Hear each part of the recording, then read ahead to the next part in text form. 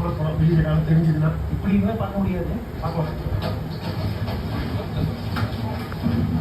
இங்கெல்லாம் வந்து ஒரு செகண்ட்ஸில் தாங்க டிஃப்ரென்ஸ் இருக்கும். ஒரு நிமிஷம் கூட லேட் பண்ண மாட்டாங்க. ஆன் டைம் எடுத்துருவாங்க, ஆன் டைம் போயிடுவாங்க.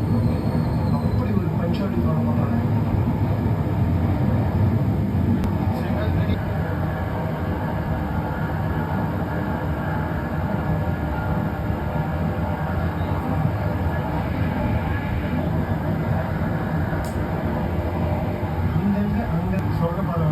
மோஸ்ட்லி வெளியே தான் வரும். தங்கமான மனுஷங்க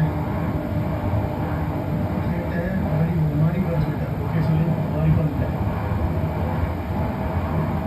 அருமையாக இருக்குதா?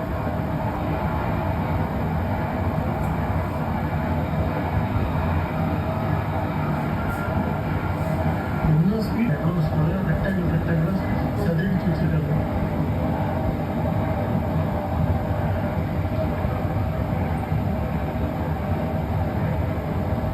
முடிஞ்சு மறுபடியும் போட்டுருக்காங்க. வீட்டில் மறுபடியெல்லாம் முடிஞ்சு கொத்தி விட்டுருக்காங்க.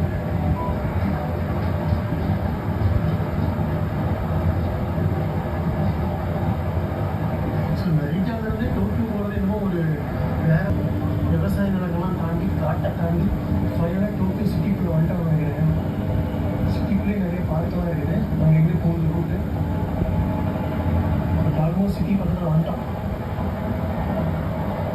ஃபோன் பேசவே இல்லை. ஃபோன் பார்க்குறாங்க, ஆனால் யாருமே ஃபோன் பேசவே இல்லை.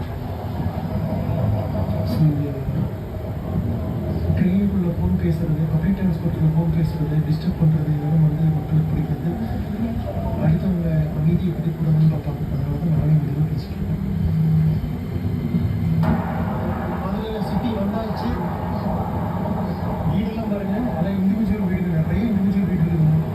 ஒட்டி இது மாதிரி கட்டி விட்டுருக்காங்க.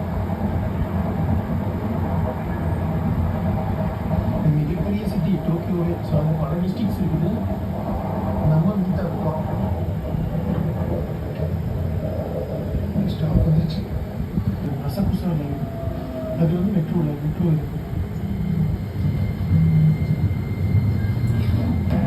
சூப்பரான ஆடுங்க. போகிறோம் போய்கொண்டே இருக்கிறோம். அவ்வளோ பெரிய நகரம் டோக்கியோ. இதில் கிட்டத்தட்ட 3.5 கோடி மக்கள் வாழ்கிறாங்கன்னா சும்மா இன்னொரு 1/4 மணி நேரம் ரீச் ஆகிடும் நம்மளோட ஸ்டேஷன். மீட்டான் வந்தாச்சுங்க. ஃபைனலாக நம்மளோட மீட்டா ஸ்டேஷன் வந்துட்டோம். டைம் பார்த்தலாமா? 3:18 வரணும். On time. Not even 1 minute டிலேங்க. அநியாயத்துக்கு பண்ணுறாங்க. அடே சாமி, இப்படி வெளியில் போகலாம். ஆனால் ஒன்று மட்டும், ஜப்பான் வந்து சைனாவில் என்ன ரேஞ்சில் போயிட்டு இருக்காங்க. ₹1 கூட செலவு பண்ணுவோம் சைனாவில் கேஷில். கடைசியாக ஒரு பையன் பிடிச்சி நமக்கு ஒரு சொவனீருக்காக கொடுத்தாரு. எக்ஸிட் எப்படி போகிறது? Exit A1 to A4. நம்மளுக்கு A4 போனோம் ஆகுனா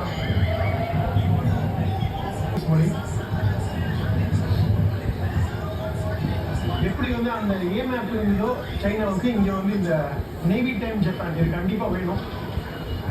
A4 இப்படி போகணும். ஸோ வெளியில் போகிறதுக்கு இதெல்லாம் எதுவும் தேவையில்லையாட்டிருக்குங்க. அப்படியே போட மாட்டேங்க. இல்லை இது பண்ணிடுச்சு. அப்போ இந்த கார்டு வந்து மறக்காமல் வச்சுக்கணும் டிக்கெட்டை. எப்படி பண்ணுறது?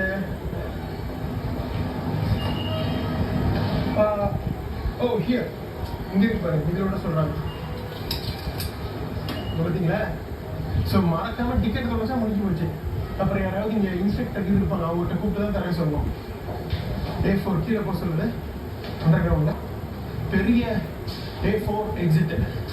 நம்ம வந்து மிகப்பெரிய ஒரு சவாலாக இருக்க போகுது இந்த நாடு. பட்ஜெட்டை பொறுத்த வரைக்கும் அந்த அளவுக்கு எக்ஸ்பென்சிவ்.